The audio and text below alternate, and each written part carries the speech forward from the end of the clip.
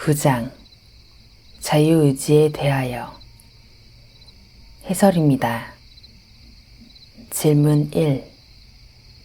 사람은 그의 죄의 상태로 타락함으로 말미암아 구원을 수반하는 초자연적 선에 이르는 전 의지의 모든 능력을 잃었는데, 이는 선을 반대하고 죄 안에서 죽음과 더불어 존재하는 자연적인 사람과 같아서 그 자신의 힘으로 그 자신 스스로를 돌이킬 수 없거나 거기에 이르도록 그 자신을 준비시켜 돌이킬 수는 없습니까?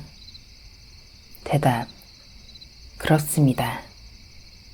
로마서 5장 5절, 요한복음 15장 5절, 로마서 3장 10절 12절, 요한복음 6장 44절 65절. 그렇다면 초자연적 그리고 신적 은혜 없이 자연적인 사람은 그 자신의 힘으로 하나님께 그 자신을 돌이킬 수 있다고 생각하는 펠라기안들과 소키니안들은 오류를 범한 것이 아닙니까? 그렇습니다.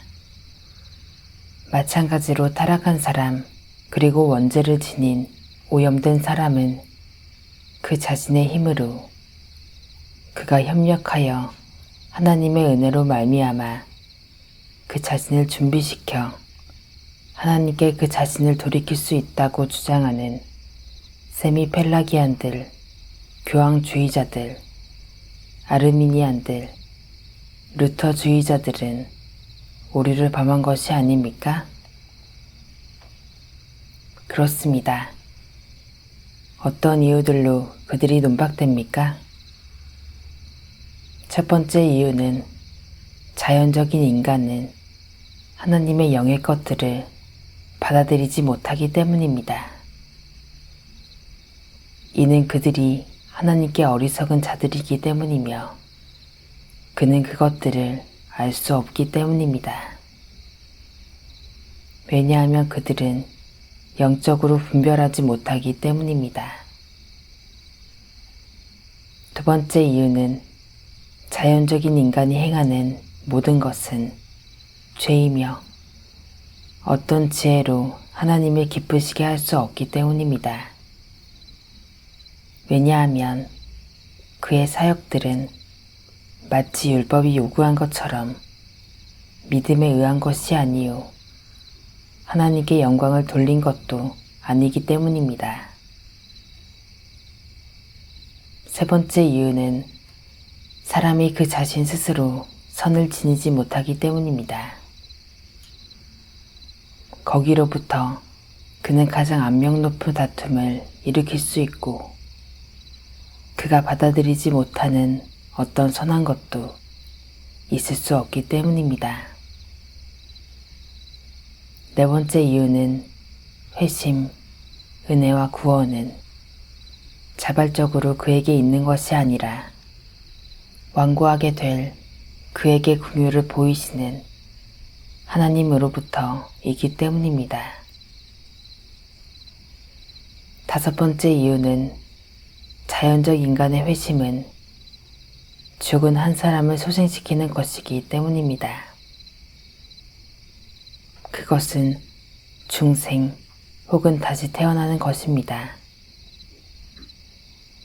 그것은 새로운 마음의 창조입니다.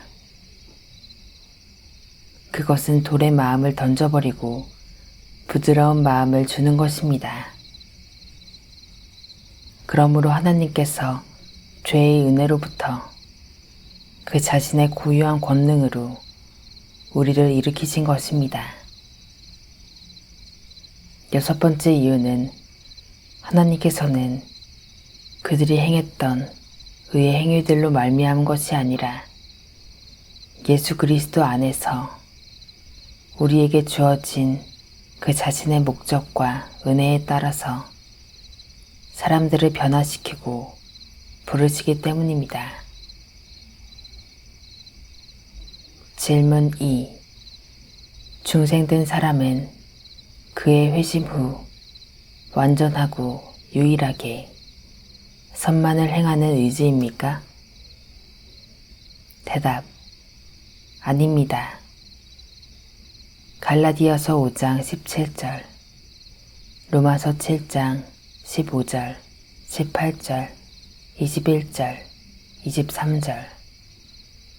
그렇다면 하나님의 모든 성도들은 죄의 모든 오염과 결정으로부터 자유롭다고 주장하는 잘못된 신학의 청교도들, 반율법주의자들, 제세례주의자들, 그리고 많은 퀘이커 교도들은 오류를 범한 것이 아닙니까?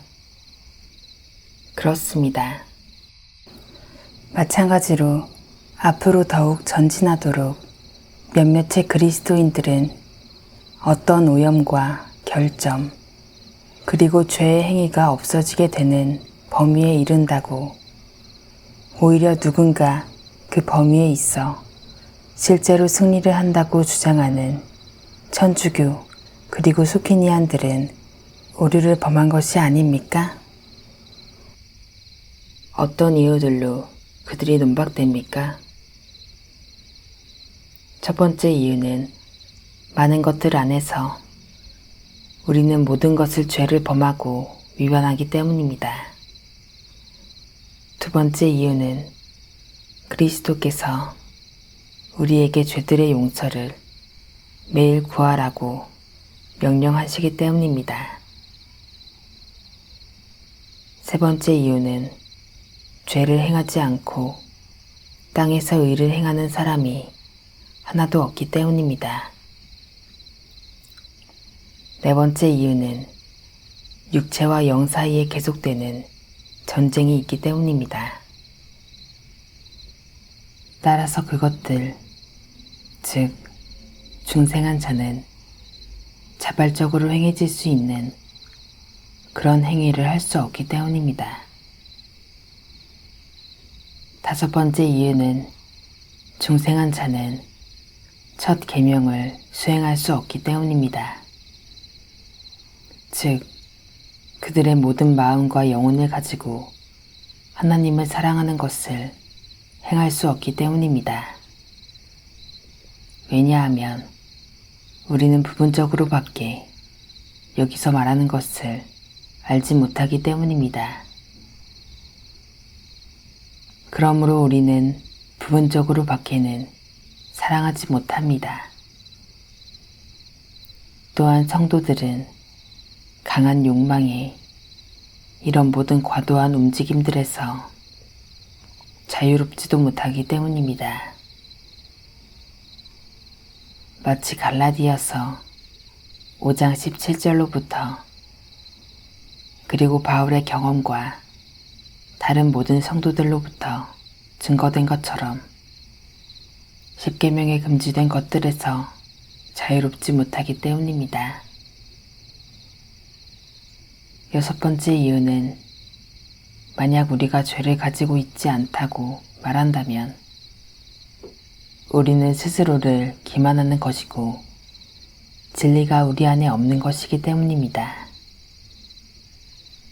그러나 동일하게 사도가 말할 때 누구든지 하나님으로부터 태어난 자는 죄를 범하지 않습니다. 왜냐하면 그의 씨가 그 안에 남아있기 때문이고 그리고 그는 죄를 지을 수 없습니다.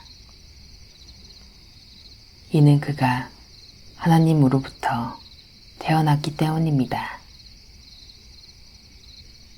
그는 첫 번째 본문에서 이 땅에 거주하여 사는 대부분의 성도들의 죄에 대해서 말해야만 했습니다.